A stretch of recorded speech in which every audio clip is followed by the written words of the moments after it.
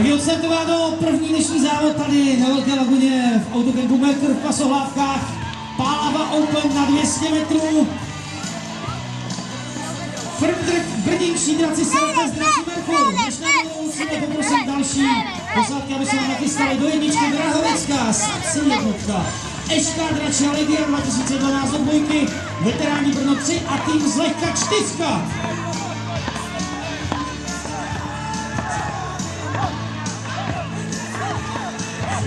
Samozřejmě kousek za ty dvojky s označením 3-4, 4 je blíž k nám. No jo, brněnští draci s přehledem jako druhý dojíždí tým.